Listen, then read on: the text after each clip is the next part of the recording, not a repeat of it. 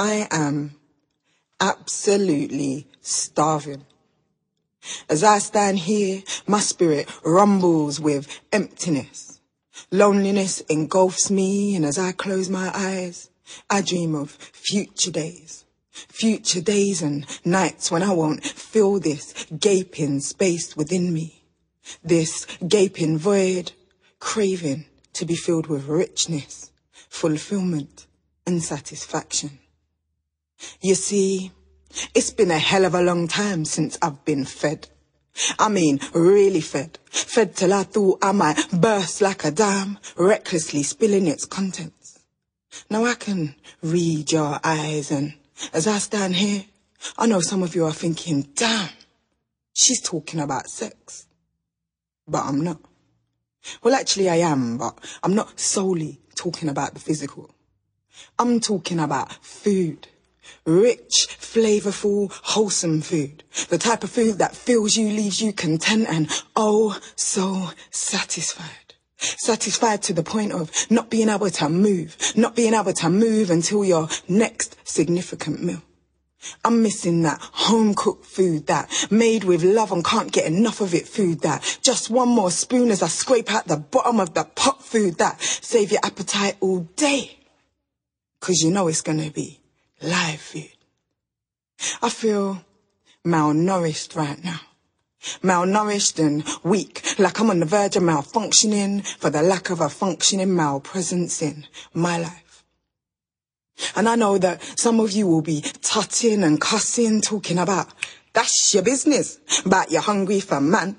I'm an independent woman, a strong black woman, and I don't need no man. And sisters, I hear you. But I've got to keep it real out here, 'cause superwoman I am not. And I can't keep up this front, this facade of being fine by my damn self for much longer. Now don't get it twisted.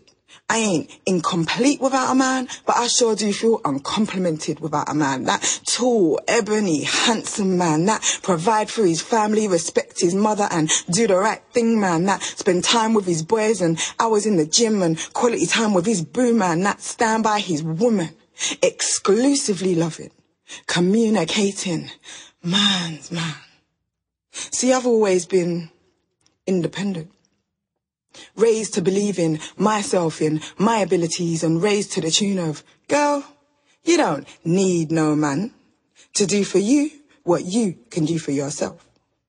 And while I appreciate that imparted knowledge bestowed upon me as a young black woman in this truly cruel world that we live in, I've realized that it's untrue. A fallacy that's making me miserable and blue. Now, when I said I was starving, some of you looked confused, looked at me and my size and thought aloud, starving which part where? Where's she going with this? So I'll tell you where I'm going. I'll tell you where I want to go. I want to go sit at my table and I need to be fed. No, I ain't talking about one of those tide me over kind of snacks. You know, those takeaway, available 24 hours a day, but more likely to arrive at night type of snacks, those call him on speed dial and he'll be there in the dead of the night snacks, those snacks that fool you into believing that you're full for a short while type of snacks, a quarter pound of flattery with extra buffness, one large portion of desire, a few slices of lust, a side order of fun, no commitment in my drinking, please can you supersize it kind of snacks? Those kind of snacks aren't for me anymore. Leaving me only temporarily satisfied, and when that hunger returns is 10 times worse. And I'm back to square one. It's like I'm constantly dieting on these unfulfilling snacks that have me feeling like a bulimia sufferer, gorging on fast food, fast and easy food, unnutritious junk food, resulting in spots of self-loathing, followed by steam destroying and weight yo-yoing, before regurgitating and doing it all over again. Now, as you'll remember, I'm talking about food. Rich, flavorful, wholesome food. The type of food that fills you, leaves you content and oh so satisfied. Satisfied to the point of not being able to move. Not being able to move until your next significant meal. I'm missing that home-cooked food, that made with love and can't get enough of it food, that just one more spoon as I scrape out the bottom of the pot food, that save your appetite all day, 'cause you know it's gonna be live food. I can still hear my cousins placating comments in my mind, clear as if they were delivered today and not some 5 years ago.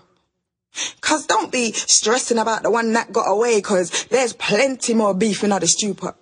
So I want to dig deep into that Dutch pot for that last piece. I want to find a man who's serious, one who's ready to feed me till I'm drunk on his essence, feed me with his attention, his friendship, his compassion and companionship, feed me with mind-stimulating conversation, taking me to depths unknown to my consciousness, enlightening me with his plans, his aspirations and his goals, not afraid to share his desires, not afraid to be masculine, not afraid to be assertive in my self-assured presence. I want to be fed with knives and forks, using spoons. I want to be fed by his fingers as he nurtures me and provides me with nourishment to sustain and energize my soul. I want to bask in the glory of his attentiveness, feeling as if I truly matter in his world and not that I'm just another notch on a well-worn bedpost. I want to dine on his knowledge, get high on his willingness to share intimacy and guzzle his embrace. I want to feast on his intellect, nibble on his fun-loving personality and absorb his determination so that I too may complement him and all that he is. I want to be able to give thanks for the dessert that is known as his warmth, his courage and his strength, but also for his weaknesses and faults, because no man on this earth is perfect. And that's just fine. I want to indulge in his sweet, caramelized sensuality, lap up his skills and sample his natural juice before fertilizing his seed, embracing his authority and delivering a mini us into this episode that we call life. But when all is said and done, I return to an empty home to find menus on my doormat, offering me nothing but unfulfilling takeaways, leaving me no closer to being satisfied.